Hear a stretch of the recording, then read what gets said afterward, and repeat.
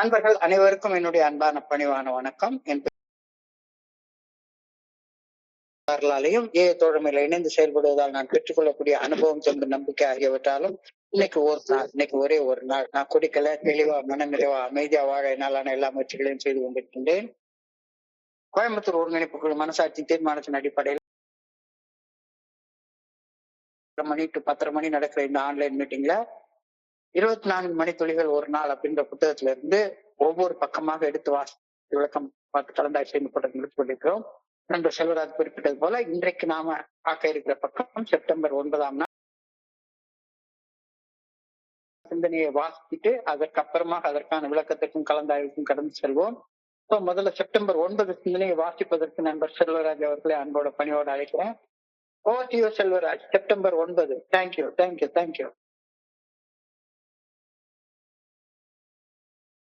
24 மணி துளிகள் ஒரு நாள், 24 hours a day.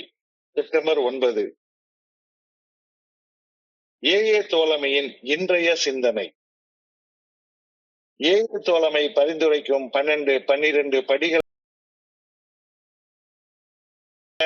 வாழ்வதன் மூலமாக குடியேற்ற தெளிவான வாழ்க்கை வாழலாம் என்று குடிநோயாளிகளிடம் நாம் கூறுகின்றோம். இந்த கூற்றை அவர்கள் கேட்கையில் தங்களது எஞ்சியுள்ள வாழ்நாட்கள் மொத்தத்தையும் ஒரு நாள் முழுமையும் முட்டாள்தனமாக சலிப்புடன் கூடிய துயரமான வாழ்க்கையாக நான் வாழ்ந்து அதனுடன் அடைபட்டு கிடக்க வேண்டுமா என்று கேட்பார்கள். நான் பார்க்கும் ஆன்மீகவாதிகள் அவ்வாறுதானே வாழ்கிறார்கள் என்று கூறுவார்கள். குடி நோயையும் அந்த நோய் உருவாக்கும் பிரச்சனைகளையும் வென்றாக வேண்டும், ஐயமே இல்லை. ஆனால் வெல்வதற்கான வழி என்ன? உங்களிடம் சரியான மாற்று வழி உள்ளதா? மாற்று ஒன்றை கண்டுகொண்டு விட்டேனா? இன்றைக்கான தியானம்: இறையருட் பேராற்றலின் சக்தியால் வாழ்க்கையை நான் வெல்கிறேன். வெற்றி தரும் இது சக்தி இறையருட் பேராற்றலில் மட்டுமே உள்ளது. இறையருட் பேராற்றலோடு இணைந்து இருக்கையில் என் வாழ்வில் மிகச் சிறப்பானதை அடைய விரும்புகின்றேனா? அப்படி விரும்பினால் இறையருட் பேராற்றலின் நல்ல ஒழுங்கான வழிகாட்டுதலுக்கு மிக அருகாமையில் நான் வாழ முயற்சி செய்ய வேண்டும். இறையருட் பேராற்றல் ஒன்று காட்ட வல்லது, வாழ்வில் அனைத்தையும் தர வல்லது இறையருட் பேராற்றல் மட்டுமே. இறையருட் பேராற்றலை சார்ந்து வாழ்வதால் அந்த ஆற்றலின் பலனாக எனக்கு ஆசிகள் பல வந்து சேரப்போவது உறுதி. சில நேரங்களில் எனது சக்தி புதுப்பிக்கப்பட்டாக வேண்டியுள்ளது. ஆற்றல் புதுப்பிக்கப்படுவதன் மூலம் நான் புது ஆசிகளை அடைகின்றேன். சில நேரங்களில் என் சக மனிதர்கள் மூலமாக புதிய வாழ்க்கை கற்றுக்கொள்கின்றேன். ஆசிகள் எவ்வழியாக வந்தாலும் சரி, அவை எனது தனி மனித சக்தியால்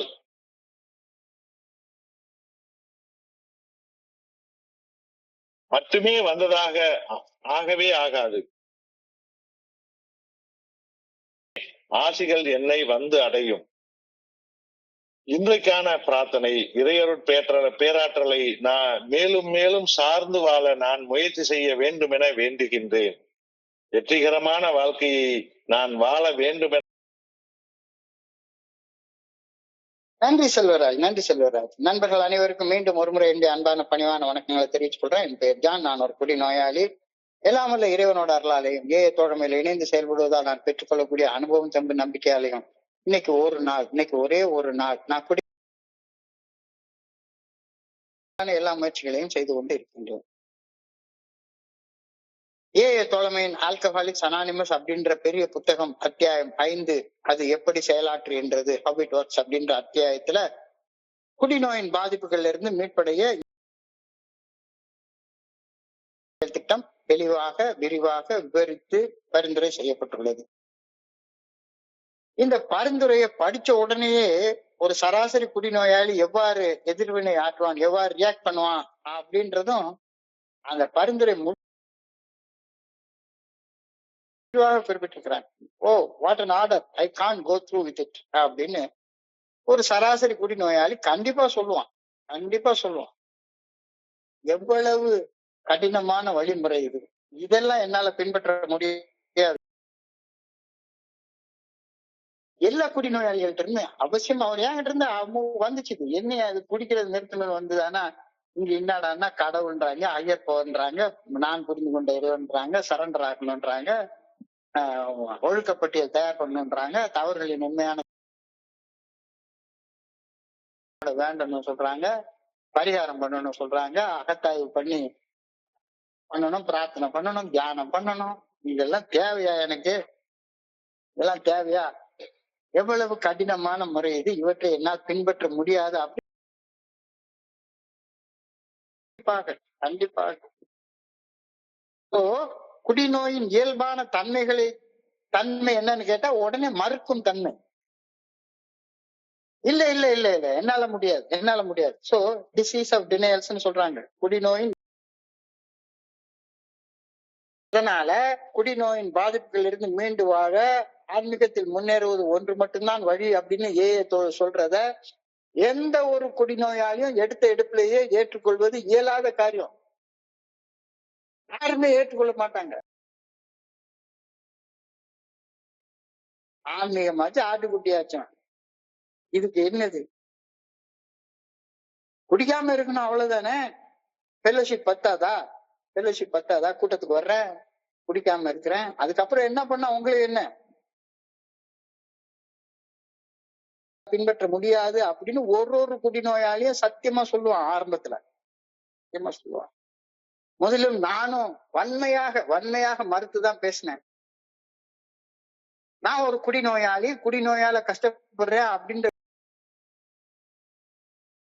மறுக்கும் குடிநோயாளிகளாகிய என்ன போய் குடிநோய்ங்கிறதே மறுத்திட்டு அலைஞ்ச என்ன போய் உனக்கு ஒரு குணப்படுத்த முடியாத நோய் இருக்கு, எந்த ஒரு மனித சக்தி உன் நோயை குணப்படுத்தாது, உன்னை விட உயர்ந்த சக்தி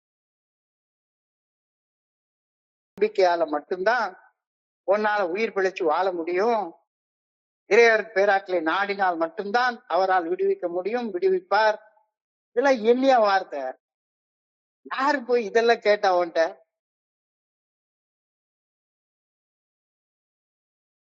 சொன்னா இது என்ன வார்த்தை? உலகத்துக்கே எனக்கு ஒத்துக்கொள்ள முடியாத ஒரு வார்த்தையால இருக்குது. இந்த ஒரு மனித சக்தியும் உன்னுடைய நோயில இருந்து காப்பாற்ற முடியாது, கடவுளை நாடினால். இதையெல்லாம் நான் ஏற்றுக்கொள்ளணுமா? இறையருளை நாம் காப்பாற்றுவார்னு நம்பி சரண்டர் ஆகிறது, இதெல்லாம் எனக்கு ஆரம்ப காலகட்டத்துல ஏற்றுக்கொள்ள நம்பினா மட்டும்தான் காப்பாற்றப்படுவேன் அப்படின்னு சொல்லுது. இதுக்கு ஒரு குடிநோயாளியாகி என்னுடைய இம்மிடியட் ரியாக்ஷன் மறுப்பு. இல்ல இல்ல இல்ல அதெல்லாம் கிடையாது. எனக்கு இந்த வழிமுறையெல்லாம் வேண்டவே வேண்டாம். வந்தோமா, ஜாலியா ஊர் சுத்தணுமா, ஒரு ஃபெல்லோஷிப் இருக்கு, புதிய நண்பர்கள் கிடைக்கிறாங்க, அவங்க கூட சேர்த்து ஊர் ஊரா போய் கோழிக்கறி குடல்கறி சாப்பிட்டுட்டு நல்ல குத்தாலத்துல போய் ஜாலியா குளிச்சுட்டு அல்லது வேற ஏதாச்சும் ஒரு மலை வாசஸ்தலம், அது போதாதா? இது என்னது? இதுக்காக இந்த வழிமுறைகளை வாழ்க்கை முறையாக வாழணும்? மதங்கள் கூறும் கடவுள்களை உறுதியாக நம்பி மதங்கள் பரிந்துரைக்கும் சடங்கு நோயாளிகள் கூட ஆன்மீகத்தில் முன்னேறுவதை உடனடியாக மறுப்பதை நடைமுறை யதார்த்தத்துல நம்ம பாக்குறோம். நான் ஸ்காலர்ஷிப்ல சேரவங்க குடிக்கிற காலத்துல கூட நல்ல பட்டைய போட்டுட்டு கொண்டு கடவுள் என்னைய குடியில இருந்து காப்பாத்துவார்ன்ற நம்பிக்கையோட சடங்கு சம்பிரதாயம், அந்த குடிக்கிறப்ப கூட சடங்கு சம்பிரதாயத்தை கடைப்பிடிச்சு குடிப்பாங்க. மதங்கள் கூறும் கடவுள்களை உறுதியாக நம்பி மதங்கள் பரிந்துரைக்கும் சடங்கு சம்பிரதாயங்களை வெகு நேர்த்தியாக கடைபிடிக்கும் குடிநோயாளிகள் கூட அதெல்லாம் எனக்கு தேவையில்ல அப்படின்னு மறுக்கிறத நடைமுறை யதார்த்தத்தில் நம்ம பார்க்கத்தான் செய்யறோம். ஒரு குடிநோயாளிக்கு ஆரம்பத்துல ஆன்மீக வாழ்க்கை சலிப்பை ஏற்படுத்துவது போல தோன்றுவது இயற்கை. ஆன்மீக வாழ்க்கையான சில சடங்கு சம்பிரதாயங்களை கடைபிடித்து வாழ்ந்தா போதும். கொஞ்சம் வேஷம் போட்டுட்டு ஜாலியா இருந்துட்டு மத சடங்கு சம்பிரதாயங்களை கடைபிடிக்கிறது கூட ஜாலியா என்னைய கொஞ்சம் கூட நோகாம நோன்பு கும்பிடணும்.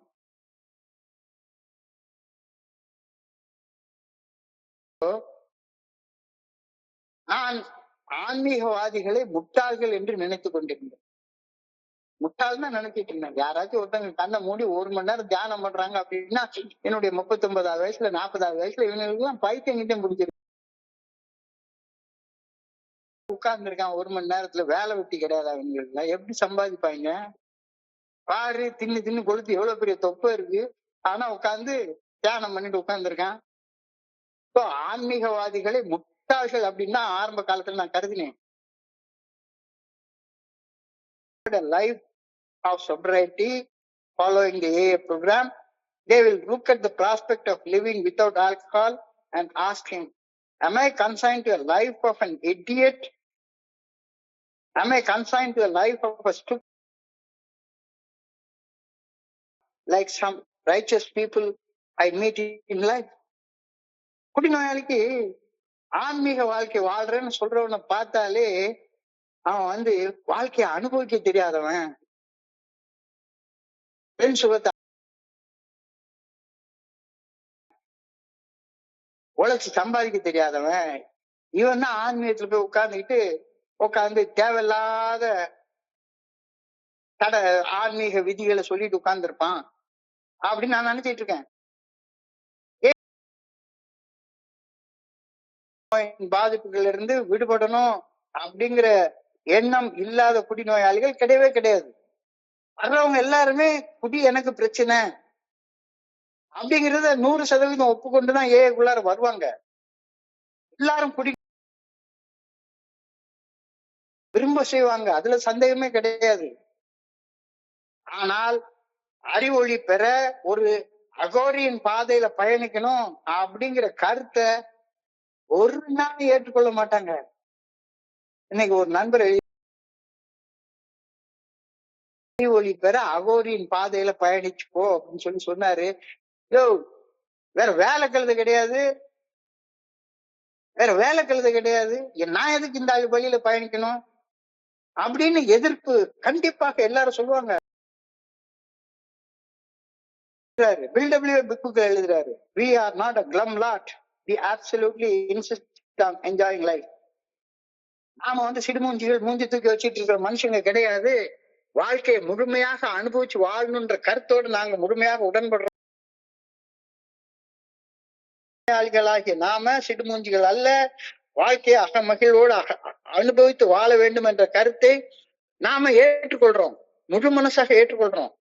வாழ்க்கையை நிம்மதியாக நிறைவாக ஆனந்தமாக அனுபவித்து வாழ வேண்டும் என்ற கருத்துடன் ஜாலியா அனுபவிச்சு வாழணும், நிம்மதியா வாழணும், நிறைவா வாழணும் அப்படின்னு சொல்ற கருத்தை ஏற்றுக்கொள்ளாத குடிநோயாளிகள் கிடையவே கிடையாது. ஆனா மாது சூது போன்ற செயல் அடிமைத்தனங்கள் இல்லாமல் வழியில பணம் சம்பாதிக்கிறது, இந்த செயல்கள் இல்லாம எப்படியா வாழ்க்கையை அனுபவிக்க முடியும் அப்படின்ற கேள்வி எல்லா குடிநோயாளிகள்கிட்டையும் இருக்கு. மாது உடல் சுகம், மாது சூது, குறுக்கு வழியில எப்படியாச்சும் பணம் நிறைய சம்பாதிச்சிடணும். இது இல்லாம வாழ்க்கை எப்படி அனுபவிக்க முடியும்ன்ற கேள்வி ஒவ்வொரு குடிநோயாளிகளுடைய மனசுலயும் இருந்துட்டே இருக்கு. மாது சூது இல்லாம வாழ்க்கையை அனுபவிச்சு வாழ செய்வாங்க. நல்லா ஒரு காலத்துல அப்படித்தான் உழைச்சு என்னைக்கா பணத்தை சேர்த்துட்டு இருக்கிறது. கொஞ்சம் குறுக்கு வழியில போனா ஈஸியா பணம் சம்பாதிச்சுட்டு போயிடலாம். அதுக்கு போய் உட்காந்துட்டு டெய்லி உட்காந்து உழைச்சு குருவி சேர்த்த மாதிரி அப்படின்னு சொல்லி ஆன்மீகவாதிகளை பைத்தியக்காரங்க அப்படின்னு நினைச்ச காலங்கள் உண்டு.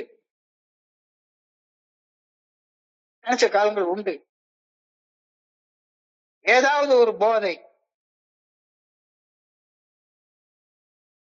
தவறான வழியில ஈஸியா பணம் சம்பாதிக்கிறது அப்படிப்பட்ட செயல்கள் செய்யாம நிம்மதியாக நிறைவாக ஆனந்தமாக இருக்க முடியவே முடியாதுன்னு நான்லாம் ஆரம்ப காலகட்டத்துல அப்படிதான் நினைச்சிட்டு இருந்தேன். உறுதியாக நம்பிட்டு வேற இருந்தேன். உறுதியாக மன நிறைவையும் உடல் மன நலத்தையும் உடல் மன ஆரோக்கியத்தையும் கெடுத்து உண்மையான சந்தோஷம் மகிழ்ச்சி ஆனந்தத்துடன் வாழ்வதை தடுப்பதுவே போதையின் மீது நாட்டம், பெண் சம்பந்தப்பட்ட உடல் சுகத்தின் மீதான நாட்டம், குறுக்கு வழியில் பணம் ஈட்ட வேண்டும் என்ற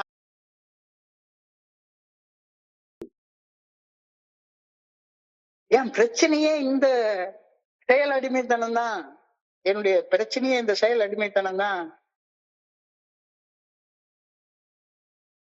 போதை இல்லாம எப்படியா சுகமாக இருக்க முடியும்? இந்த 30 வருஷ வாழ்க்கையில சம்பாதிக்க எல்லாருமே பொருளாதார பிரச்சனைகள். அந்த பிரச்சனை தீண்டாலும் என்னால மனத்தெளிவோடு வாழ முடியாத அப்படின்னு உறுதியாக அடிச்சு சொல்றாங்க. என்னுடைய குடிநோயை மனம் அதை ஏற்றுக்கொள்ள இதுதான் பிரச்சனை. உடல் மனநலம், ஆழமான மன அமைதி, நிறைவான மதிப்புகள் ஆகியவற்றை பெற விரும்பக்கூடிய ஒரு குடிநோயாளி அவற்றை பெறவே முடியாத தவறான வழிகளில் சென்று அவற்றை பெற முயற்சிப்பது எனக்கு உடல் ஆரோக்கியம் வேணும், மன ஆரோக்கியம் வேணும், ஆழமான மன அமைதி வேணும், நிறைவான மகிழ்ச்சி வேணும், அதுல எல்லாம் சந்தேகமே கிடையாது. ஆனா அதை பெற்றுக்கொள்வதற்கு நாம் போற வழி சரியாக இருக்கணும்னு சொன்னா அந்த வழியை ஏற்றுக்கொள்வதற்கு எனக்கு பிரச்சனை.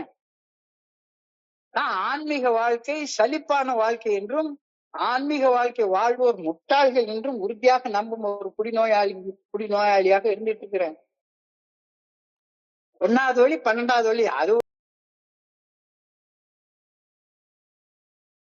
ஆன்மீக வாழ்க்கை சலிப்பான வாழ்க்கை என்றும் ஆன்மீக வாழ்க்கை வாழக்கூடிய ஆன்மீகவாதிகள் முட்டாள்கள் என்றும் உறுதியாக நம்பும் ஒரு குடிநோயாளியின் மனசுல மாற்றம் ஏற்படலைன்னா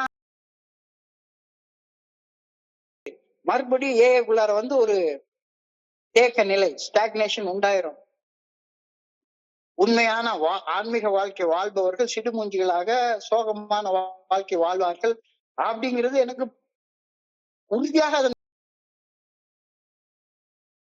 கண்ணை மூடி மணிக்கணக்குல தியானத்திலையும் பிரார்த்தனையிலையும் நிசப்தமாக பரபரப்பு இல்லாம அமைதியோட ஆர்ப்பாட்டம் இல்லாம ஒரு மனுஷனை வாழ்க்கையை அனுபவிக்கிற மனுஷனாக எப்படி பார்க்க முடியும்? பைத்தியக்காரனாட்ட அவன் பாட்டு உட்கார்ந்து கண்ணை மூடிட்டு அனுபவிக்கிற மனுஷன் இவன் பின்னால போனோம்னா நானும் அது மாதிரி கண்ணை மூடிட்டு மணிக்கணக்குல சும்மா உட்கார்ந்துருக்கவா? என்ன பைத்தியம்னு நினைச்சுக்கிட்டியா? இப்படின்னு ஒரு சராசரி குடிநோயாளி நினைக்கிறது சந்தேகமே கிடையாது. நான் குடிச்சிட்டு இருந்த காலகட்டத்துல ஆபீஸ்ல உட்கார்ந்து காலையில 10 மணிக்கு வந்து ராத்திரி 6 மணி வரைக்கும் சாயங்காலம் 6 மணி வரைக்கும் உட்கார்ந்து வேலை பார்க்கறது முடியவே இல்லை சார். நான் சிவில் இன்ஜினியரிங் டிசைன் போடுற ஒரு ஆளு. இந்த ஆபீஸ்ல உட்கார்ந்து இந்த டிசைனை போடுறது எவ்வளவு கஷ்டமான வேலையா இருக்குது. உட்காந்து பொறுமையா தனியா உட்காந்து போட்டு கொண்டாந்து தர்றேன். நான் ராத்திரி 2 மணிக்கு டிசைன் போட்டா உங்களுக்கு என்ன? உங்களுக்கு தேவை வேலை நடக்கணும் அவ்வளவுதானே அப்படின்னு சொல்லி கேட்டா அவர் தலையில அப்படியே தலையில அடிச்சுக்கிட்டு போயா போயா போயா எங்க வேணாலும் போ. வீட்டுல உட்காந்துட்டு ராத்திரி 2 மணிக்கு ஃபுல் போதையில உட்காந்து வேலை பார்த்துட்டு உட்காந்துருப்பேன். போதையில வேலை பார்த்தா வேலை நல்லா பார்க்க முடியும் அப்படின்னு ஒரு முட்டாள்தனமான சிந்தனை வேற. ஒரு வாரத்துக்கு ஒரு தடவை ஆபீஸ்க்கு வருவேன். நான் என்னைய பெரிய காலையில 11 மணி 10 மணிக்கு எழும்பி சைதாப்பேட்டை வீட்டுல சைதாப்பேட்டை ரயில்வே ஸ்டேஷனுக்கு முன்னால இருக்கக்கூடிய ஒரு டீ கடையில போனா எல்லாரும் காலங்காத்தால செங்கல்பட்டு காஞ்சிபுரம் அங்கங்கெல்லாம் ட்ரெயின்ல வந்து கொண்டாட்டி கட்டி சோத்து மூட்டைய தோல்ல போட்டுக்கிட்டு போயிட்டு இருப்பாங்க. நான் மட்டும் பாதி போதையில உட்காந்து டீயை குடிச்சிட்டு ஒரு சிகரெட்டை குடிச்சிட்டு நின்றுட்டு இருக்கிறப்ப இவனுக்கு எல்லாம் வாழ்க்கையை அனுபவிக்க தெரியாத கிறுக்கனுங்க அப்படின்னு ஒழுங்கா வேலைக்கு போறவனை பார்த்து நான் கிறுக்கன்னு நினைச்சிட்டு இருப்பேன். பாதி செவந்த கண்ணோட கையில ஒரு சிகரெட்டோட அவங்க எல்லாம் வாழ்க்கையில கிறுக்குங்க மாதிரி வேலை பார்த்துட்டு இருக்காங்களாம் இப்படின்னு நான் நினைச்சிட்டு இருந்த காலகட்டங்கள் எனக்கு உண்டு. அமைதியையும் நிசப்தத்தையும் ஆர்ப்பாட்டம் இல்லாத ஒரு வாழ்க்கையையும் வாழ எப்படி ஒரு உயிரோட்டமுள்ள வாழ்க்கையை வாழ்வாங்க அப்படின்னு எனக்கு ஒரு சந்தேகமா இருந்தது. நிசப்தமான வாழ்க்கை எப்படி உயிரோட்டமுள்ள வாழ்க்கையாக இருக்க முடியும்? ஆனந்தமான வாழ்க்கையாக இருக்க முடியும்? ஆழ்ந்த அகநிறை உள்ள வாழ்க்கையாக இருக்க முடியும்? எளிமையான அந்த வாழ்க்கையை நான் வாழவே இல்லை. அதனால அந்த வாழ்க்கையை நான் கிறுக்கன்க வாழ்ற வாழ்க்கைன்னா நான் வாழ்ற வாழ்க்கை ரொம்ப பயங்கரமான. ஏன்னா நான் தான் கீழே உட்கார்ந்து அப்படியே ஒரு 48 கிலோ வெயிட்ல பரதேசி மாதிரி சிகரெட் எனக்கு வேலை பார்த்துட்டு அப்ப ஒரு கேள்வி இப்ப கேட்கிறாரு, ஏன் ஆன்மீக வாழ்க்கை சலிப்பான வாழ்க்கையாக தோற்றம் தருது? ஏன் ஆன்மீக வாழ்க்கை சலிப்பான வாழ்க்கையாக தோற்றம் தருது?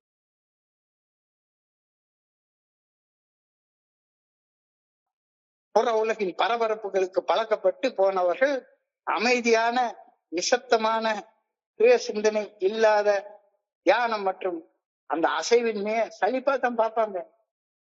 உடம்பு வலிக்கும், அகத்தாய்வாச்சும் இதெல்லாம் செய்யறது முட்டா பசங்க செய்யற வேலை அப்படின்னு தான் மனசுக்கு தோணும்.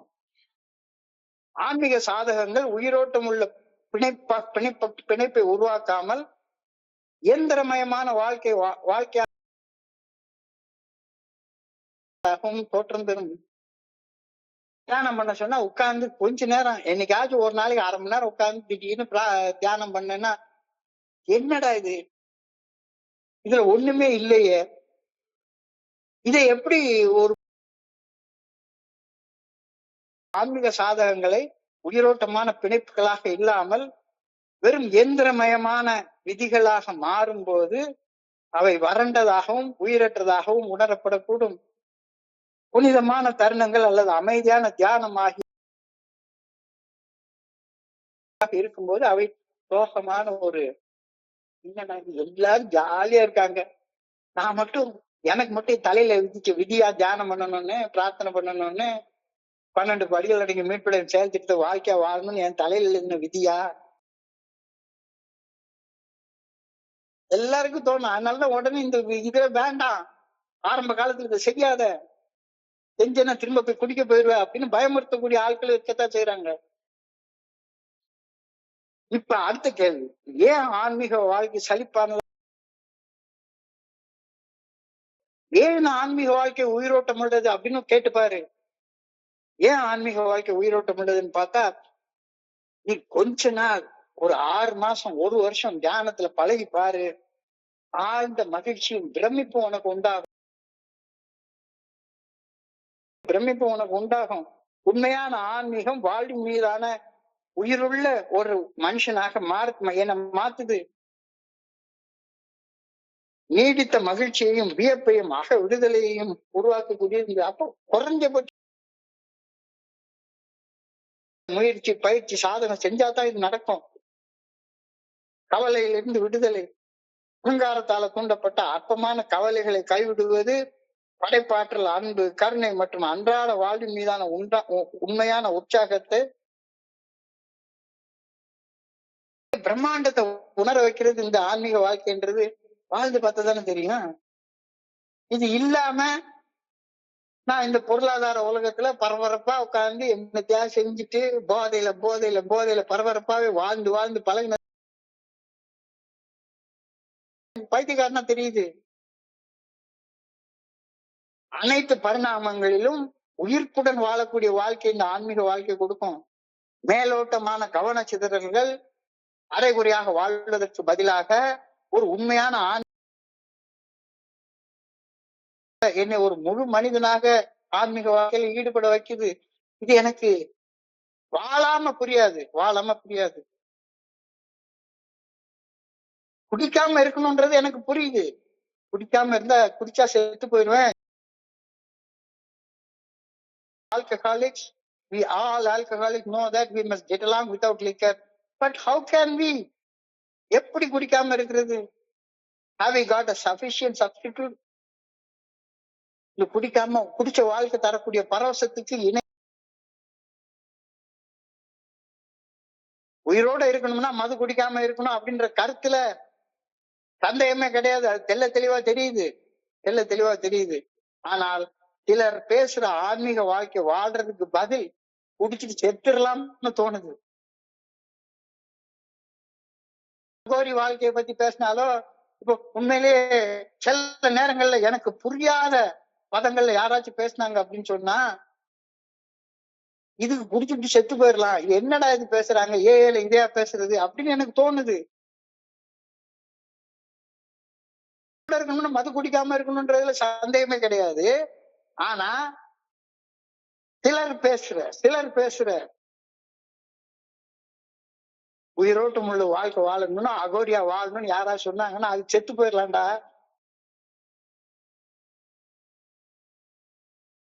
அது போதைக்கு ஒரு மாற்று குடிநோயாளிக்கு தேவைப்படுகிறது. ஆம், அதற்கு போதுமான மாற்று ஒன்று உள்ளது அப்படின்னு ஏஏ தோழமை சொல்றது.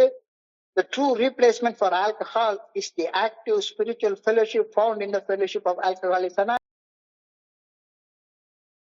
Offers a way of living where fear, boredom and worry lose their power. இதை புரிஞ்சு கொள்ளணும். இந்த 12 படிகள் அடங்கிய மீட்படையும் செயல் திட்டத்தை வாழ்க்கையாக வாழ்றப்ப எனக்கு போர் அடிக்குதுன்னா ஆரம்பத்துல அப்படித்தான் அடிக்கும். தொடர்ந்து வாழ்க்கையாக வாழ்ற நேரத்துல அந்த வாழ்க்கைக்கும் இந்த வாழ்க்கைக்கும் சம்பந்தமே இல்லாத அளவுக்கு என்னைய உயிர் துடிப்புள்ள ஒரு மனுஷனாக இது மாத்துது அப்படிங்கறத நான் புரிஞ்சு கொள்றதுக்கு தொடர்ந்து இந்த இதுல வரணும். சோ இந்த ராத்திரி ஆஹா நமக்கு கூட சப்போர்ட் பண்ண சில பேர் இருக்காங்க அப்படின்னு. So the true replacement for alcohol is the active spiritual fellowship found in the fellowship of Alcoholics Anonymous. It offers a way of living where fear, boredom and worry lose their power. செயல் மிக ஆன்மீக ஐக்கியமாகும். Active spiritual fellowship. செயல் மிக ஆன்மீக ஐக்கியமாகும். Fellowship என்றால் ஐக்கியம், ஒற்றுமை, செயல்படக்கூடிய ஆன்மீக ஐக்கியம். புரிஞ்சு கொண்டு அந்த ஆன்மீக ஐக்கியத்துக்காக மட்டும்தானே இங்க வர்றாங்க ராத்திரி. இந்த செயல் மிக ஆன்மீக ஐக்கியம் பயம், சலிப்பு, கவலை, வெறுப்பு, மனக்கசப்பு ஆகிய எதிர்மறை உணர்வுகள் தங்களது சக்தியை இழக்கும் ஒரு வாழ்க்கை முறையை வழங்குகின்றது. சலிப்பு கிடையாது. இந்த வேலையை செய்யறதுல எனக்கு எந்த சலிப்பு இல்ல, சந்தோஷமா இருக்கு.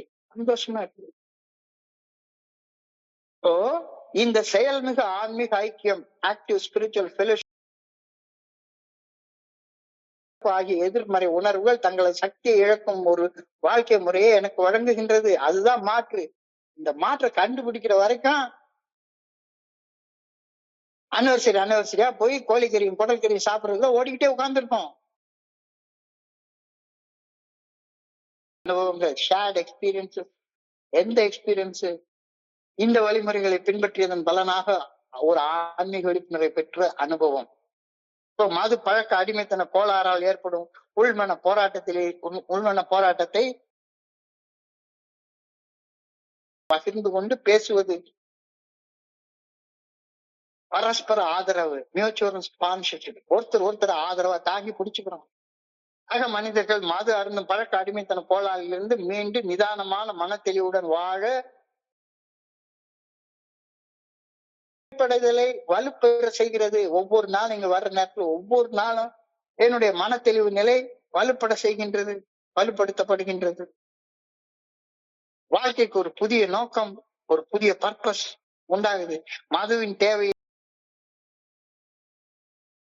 என்பதை கண்டறிதல், இதெல்லாம் இந்த வழிமுறைகளை செய்யறதுனால எனக்கு கிடைக்கக்கூடிய பலன்கள் நினைக்கிறப்ப மட்டும்தான் எனக்கு சலிப்பு இல்லாம அதை செய்ய முடியும். இல்லாட்டி போனா இதை எதுக்கியா செய்யணும் அப்படின்ற எண்ணம் தான் தோணும். வெறும் இதுல கவனிக்காம ஃபெலோஷிப்பை கவனிக்காம நேரா போய் அகோரி வாழ்க்கைக்கு போனேன் அப்படின்னு சொன்னா, எதுக்கு இந்த அகோரிகள் எல்லாம் இப்படி வாழ்ந்துட்டு இருக்காங்க அப்படின்னா என்னால அதை ஏற்றுக்கொள்ளவே முடியாது. திடீர்னு போய் ஸ்டேட்டாவே திருமூலரையும் திருமந்திரத்தையும் நான் போய் பேசினேன்னா, லிவிங் தி ப்ரோக்ராம் ஏஏ தோழமையின் செயல் திட்டத்தை வாழ்வது, 12 படிகள் அடங்கிய மீட்படையும் செயல் திட்டம் என்ன? எனக்கு நானே நேர்மையாக, எனக்கு நானே உண்மையாக இருக்கிற அந்த தன்மையை, பக்குவத்தை எனக்குள்ளார உண்டாக்குது. என்னை நானே சக நண்பர்களுக்கு பணி செய்து கிடக்க எனக்கு உதவுது. பழைய வெற்றிடத்தை நிரப்ப ஒரு உள்ளார்ந்த உயர்ந்த சக்தியை கண்டடைகிறேன். உள்ளுக்குள்ளார ஒரு வெறுமை இருக்கு. அந்த வெறுமையை நிரப்புறதற்கு இந்த ஏஏ ஃபெலோஷிப் எனக்கு வெறுமையில வெறுப்போட மன கசப்போட உட்கார்ந்து என்னடா வாழ்க்கை இது, மறுபடியும் உட்கார்ந்து ஆபீஸுக்கு எதுக்கு போகணும் அப்படின்னா பேசிட்டு உட்கார்ந்துருப்பேன். எதுக்கு வேலைக்கு போகணும், எதுக்கு சம்பாதிக்கணும், புடிச்சு சாலையை சுத்திட்டு அலைய வேண்டியதானே. ஆன்மீக வளர்ச்சி பழைய வெற்றிடத்தை நிரப்ப உதவும் ஒரு உள்ளார்ந்த உயர்ந்த சக்தியை கண்டடைத என்னால முடியுது. ஒரு ஒளிமயமான எதிர்காலம், பிரைட் ஃபியூச்சர், தனிமையை அகற்றி அரவணைக்கு ஒரு தோழமையை என்னை சுற்றி உருவாக்கி கொள்தல். ராத்திரி போன இந்த நண்பர்களை என்னால் I found more than sufficient substitute for drinking.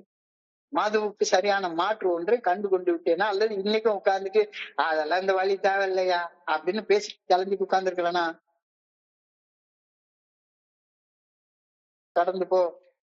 மனசாட்சியின் மூலம் வெளிப்படுத்தப்படும் இறையர் பேராற்றின் நல்ல ஒழுங்கான வழிகாட்டுதலுக்கு பணிந்து வாழ்வது மனித வரம்புகளை நீக்கி ஆழ்ந்த பலகீனத்தின் தருணங்களை நீட்டித்த வெற்றி பெறும் ஆன்மீக மீள்திறனுக்கான வாய்ப்புகளாக.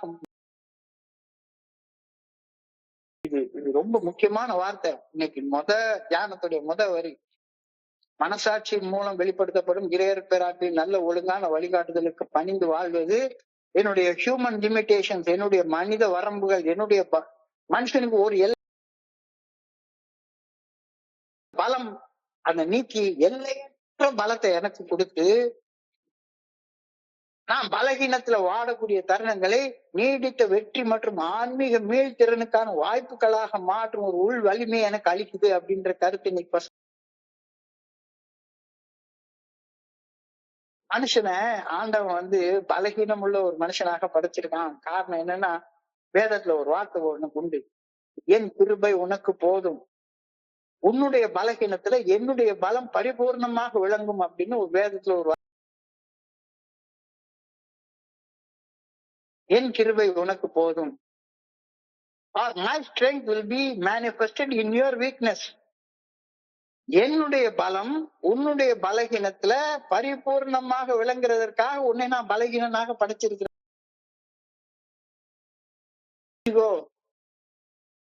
அப்ப கடினமான காலங்கள் பயணத்தை முடிவுக்கு கொண்டு வருவதற்கு பதிலாக எனக்கு அனுபவ பாடத்தை கற்பிச்சு அந்த பலகீன நிலையிலிருந்து மீட்டெடுக்கின்றது. எனவே இறுதி தோல்வின்றது கிடையவே கிடையாது. 12வது ஸ்டெப்பும் போதும் சொல்றவனுக்கு கடைசியில தோத்து போய் கண்டிப்பாக நிற்பான். முயற்சிக்கு அப்பாற்பட்ட வரங்கள் இறையர் கடினமான உழைப்பால் மட்டுமே அடைய முடியாத, உழைச்சாலும் கிடைக்க முடியாத அமைதி ஒரு அரை மணி நேர தியானத்தின் மூலமாக கிடைக்குதே. அப்ப அதை செஞ்சு பாரு. முயற்சிக்கு அப்பாற்பட்ட வரங்கள். அப்ப கவலை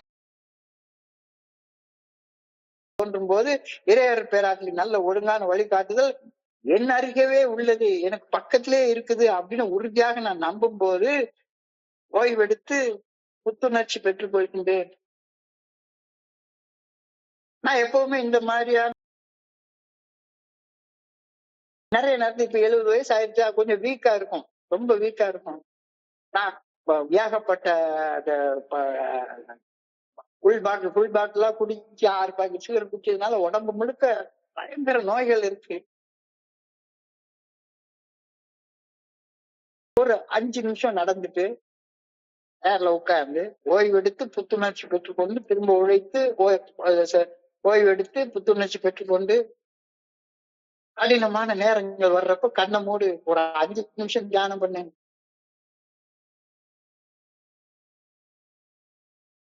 போராட்டங்கள் வாழ்வின் மூலத்துடன் நெருங்குவதற்கான ஒரு வாய்ப்பாக பயன்படுத்திக் கொள்ளுங்கள். உதவியை ஏற்றுக்கொள்ளுங்கள். மனசுல போராட்டங்கள் நிறைய வருது. ஒருத்த சொல்றான், எதுக்கு இப்படிலாம் இருக்கணும் அப்படின்னு என்னைய ஊக்கமிழக்க செய்யக்கூடிய நேரம் வரும்போது போராட்டங்கள் வாழ்வின் மூலத்துடன் நெருங்குவதற்கான வாய்ப்பாக அந்த விஷயத்தை பாரு. In God's strength I conquer life. There can be no complete failure with God. இறையர் பேராற்றலின் சக்தியால வாழ்க்கையை நான் வெல்கின்றேன். இறையர் பேராற்றலின் நல்ல ஒழுங்கான வழிகாட்டுதலை பணிந்து வாழ்வதால நான் வாழ்க்கையை வெற்றி. இறையர் பேராற்றல்கிட்ட மட்டும்தான் உள்ளது வெற்றி தரும் சக்தி. இறையர் பேராற்றலின் நல்ல ஒழுங்கான வழிகாட்டுதல்கிட்ட மட்டும்தான் உள்ளது. இறையர் பேராற்றலின் நல்ல ஒழுங்கான வழிகாட்டுதலோடு இணைந்து இருக்கும் போது தோல்வின்றது வரவே வராது.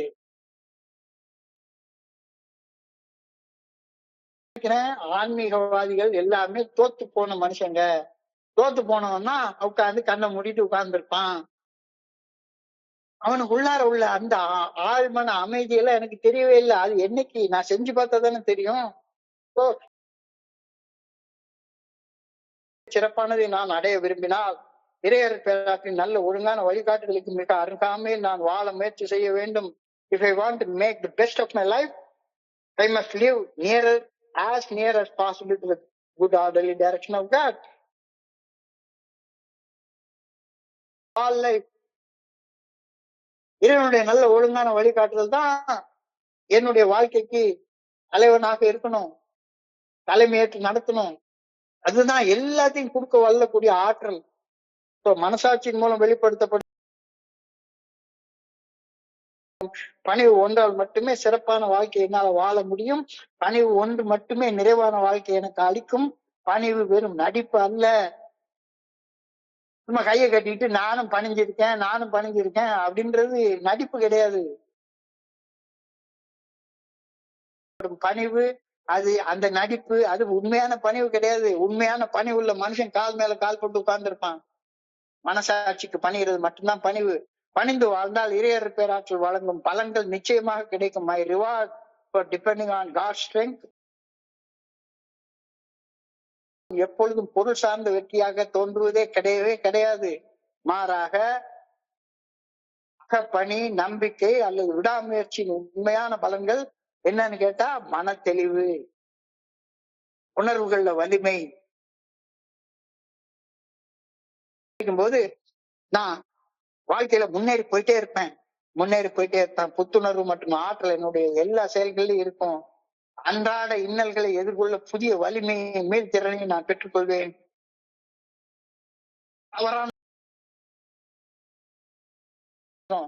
பழைய சந்தேகங்கள், பழைய பயங்கள் அல்லது தீங்கு விளைவிக்கும் அறிவற்ற பழக்கங்கள் இது எல்லாமே அகற்றப்படும். ஒரு காலத்துல நான் அப்படிதான் இருந்துட்டு இருந்தேன். அதுக்கப்புறமா ஏஐக்கு வந்ததுக்கு அப்புறமாகத்தான் நினைச்சேன், ஆகா எவ்வளவு பைத்திய ஸ்கூலுக்கு போகுது, ஒரு சின்ன குழந்தை கூட போகுது. ஆனா 7 கழுது வயசான நான் 10 மணிக்கு உட்கார்ந்து ஒரு டீயை குடிச்சிட்டு சிகரெட் குடிச்சிட்டு ஆபீஸுக்கு போகாம உட்கார்ந்துட்டு இருக்கேன். ஒரு புதிய வாழ்க்கை அடிப்படை மாற்றம் இந்த ஆன்மீக வாழ்க்கையாக வாழ்றதுனால உண்டாகுது. Sometimes the reward will be renewed power to face life. Sometimes wrong thinking overcoming. Sometimes people brought a new way. சரி, எனது தனி மனித சக்தியால ஒரு நாள் இந்த ஆசைகள் வரவே வராது. சில நேரங்கள்ல அந்த சிச்சுவேஷனை தாங்கக்கூடிய சக்தி எனக்கு கிடைக்கும். சில நேரங்கள்ல தவறான சிந்தனைகளை மீண்டு வர்றது, வாழ்க்கையில குறுக்கிட வைக்கிறது, இதெல்லாம் ஆசைகள் எந்த வகையாக வந்தாலும் சரி அவை என்னுடைய தனி மனித சக்திகளால் வரவே வராது. Whenever success comes, whatever success comes will not be all my own doing, but large பேராற்றல் மூலமாக மட்டுமே ஆசைகள் என்னை அடையும். இந்த வகையிலும் அடையாது. அதனால நான் ஆன்மீக வாழ்க்கை வாழ்றேன், 12 படிகளோட மீட்புடைய செயல் திட்டத்தை வாழ்க்கையா வாழ்றது, இதெல்லாம் என்ன வழிமுறை, இவ்வளவு கிடையாது அப்படின்னு நினைக்காதீங்க. துணி விளக்காதீர்கள். கொஞ்சம் கொஞ்சமா முன்னேற முயற்சி பண்ணுங்க. I pray that I may rely more fully on the grace of God. இறையருட் பேராற்றலை மேலும் மேலும் I pray that I may lead a victorious life. வெற்றிகரமான வாழ்க்கையை நான் வாழணும்னு இல்ல சும்மா உட்காந்து ஊர் சுத்தி அலையிற வாழ்க்கைய நான் அடிக்கடி என்னுடைய குருஜி கேட்பாரு, குடிக்கிற காலத்துல நீ சுத்தாத நீ சுத்தாத ஊரா திங்காத சோறா, இன்னமும் மறுபடியும் ஊர் சுத்துறதுக்கு சோறு திங்கிறதுக்கு மட்டுமே அலைஞ்சிட்டு அலையிற. ஏய தோழமைக்கு வர்றது ஊர் சுத்துறதுக்கு சோறு திங்கிறதுக்கு இல்ல.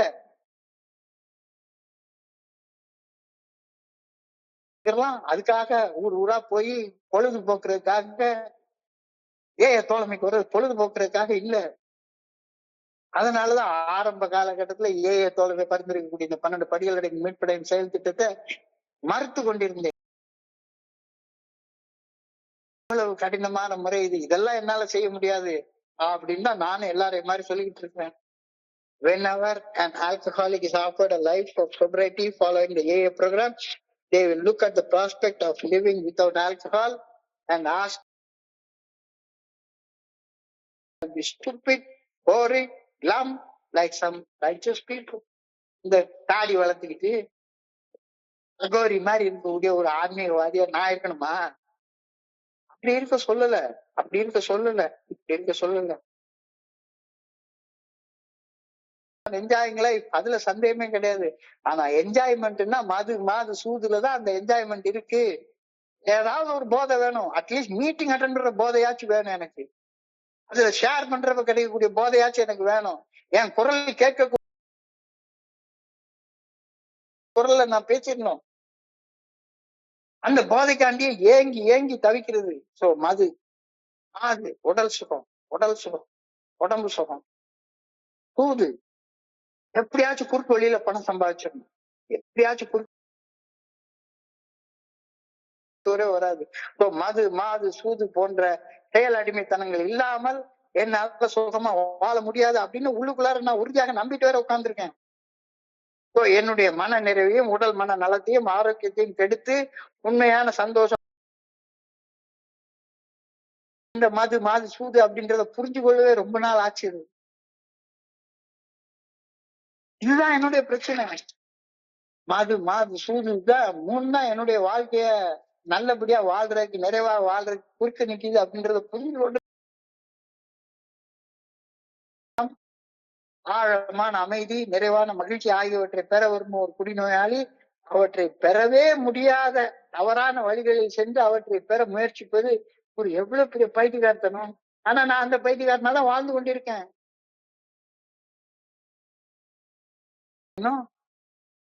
நான் வாழ்ற வாழ்க்கை ரொம்ப ஜாலியான வாழ்க்கைன்னு நானே நினைச்சுக்கிட்டு ஊர் சுத்தி சோறு தின்னு இதுக்காகவே வாழ்க்கை வாழ்றது அப்படின்னு நினைச்சுக்கிட்டு உண்மையான ஆன்மீக வாழ்க்கை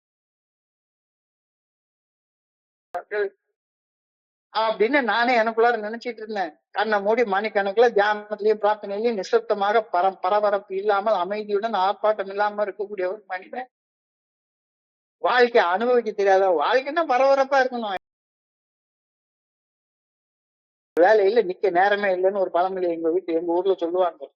நான் இது மாதிரி ஊரா சுத்திக்கிட்டே பரபரப்புல இருக்கிறது தான் ஆனந்தமான வாழ்க்கைன்னு நினைச்சிருந்தேன். அப்படிப்பட்ட வாழ்க்கை வாழ்ந்துதானடா 1வது படியில வாழ்க்கை சரிவர நடத்த முடியவில்லை என்று ஒப்புக்கொண்டேன். போறது எனக்கு பைத்தியக்காரத்தனமா தோணும். காலையில எழுந்திரிச்சு பொண்டாட்டி கட்டி கொடுத்த சோத்தை கட்டிட்டு ஆபீஸுக்கு போய் குடும்பத்துக்காக உழைக்கக்கூடிய குடும்பஸ்தனை பார்த்து பைத்தியக்காரன் நினைச்சிட்டு இருந்த காலம் உண்டு. அமைதியையும் நிசப்தத்தையும் ஆர்ப்பாட்டமின்மையையும் இணைந்த ஒரு ஆன்மீக ஆழ்ந்த அகநிறை உள்ளதாகவும் செழுமையானதாகவும் இருக்கும் அப்படின்ற நம்பிக்கை எனக்கு ஆரம்ப காலகட்டத்துல கிடையவே கிடையாது. ஆன்மீக வாழ்க்கை சலிப்பாக தோணுச்சுது. ஆன்மீக வாழ்க்கை உயிரோட்டமுள்ள ஒரு வாழ்க்கையாக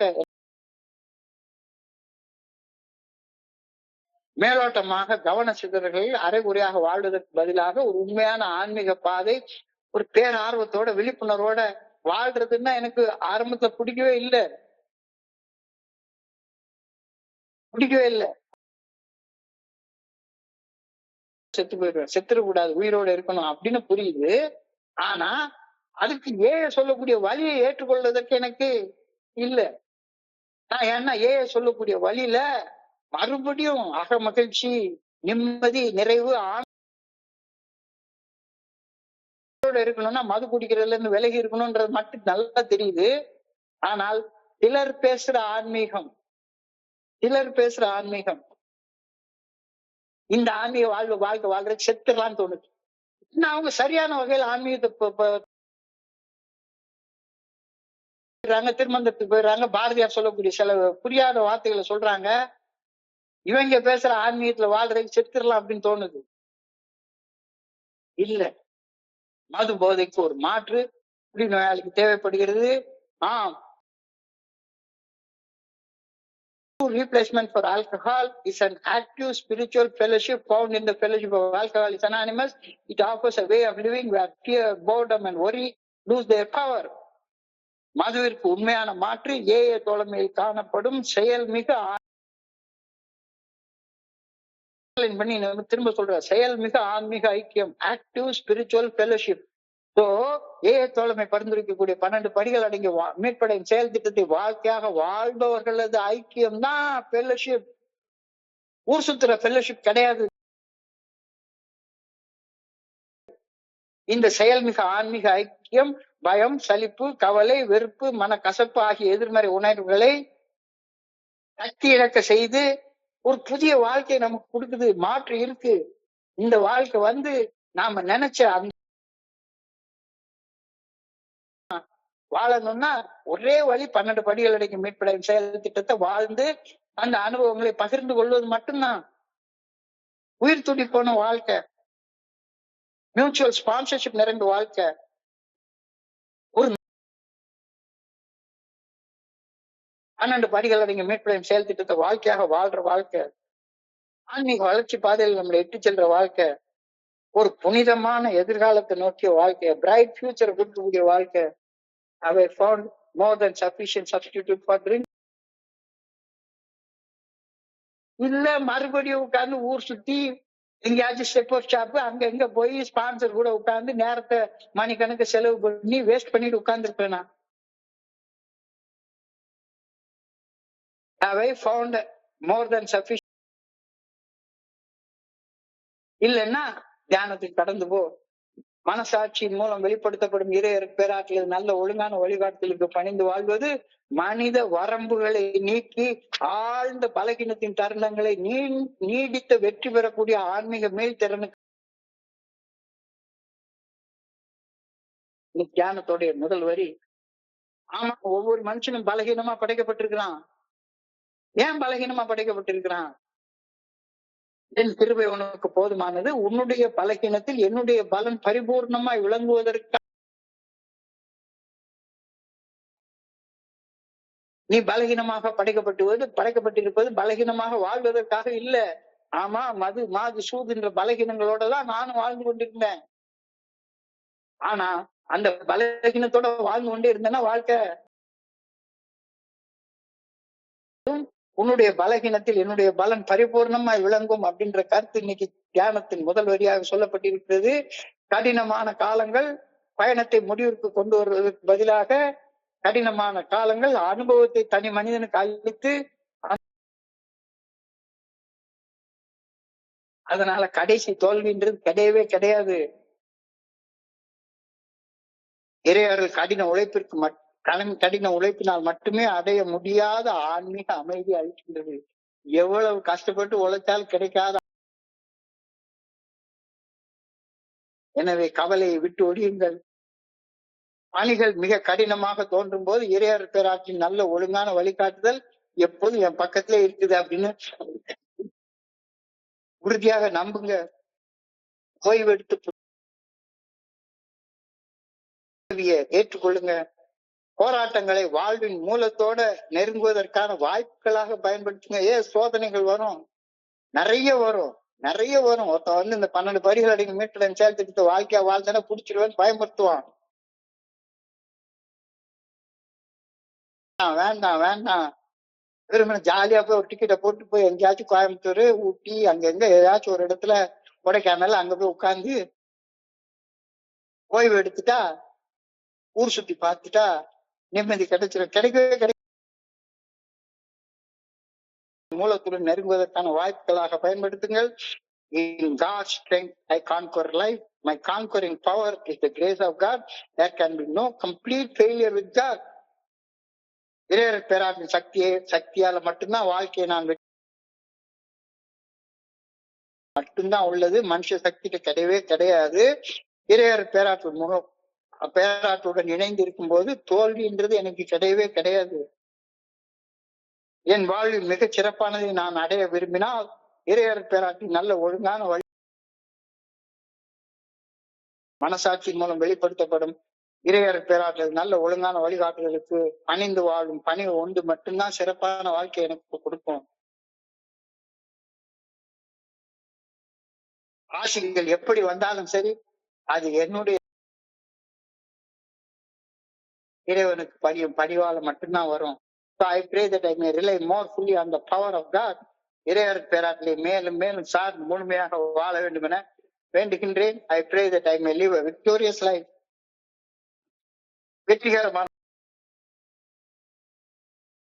கேட்டுக்கொள்கிறேன் என்ற பிரேயரோட இன்னைக்கு சிந்தனை முடிவடைகிறது. இன்றைய சிந்தனையை படிக்கிறப்ப என் மனதை கடந்த சிந்தனைகளை உங்களோட பகிர்ந்து கொள்ள இந்த நல்ல வாய்ப்பு உருவாக்கி கொடுத்த இந்த குழுவிற்கு என்னுடைய மிக பணிவான நன்றிகளை தெரிவித்துக் கொள்றேன். இதுவரைக்கும் பொறுமையாக கேட்ட ஒவ்வொரு நண்பருக்கும் என்னுடைய பணிவான அமையரவன பணிவோடு வேண்டிக் கொள்கின்றேன். நன்றி நன்றி நன்றி நன்றி நன்றி. வாழ்க வையகம், வாழ்க வளமுடன்.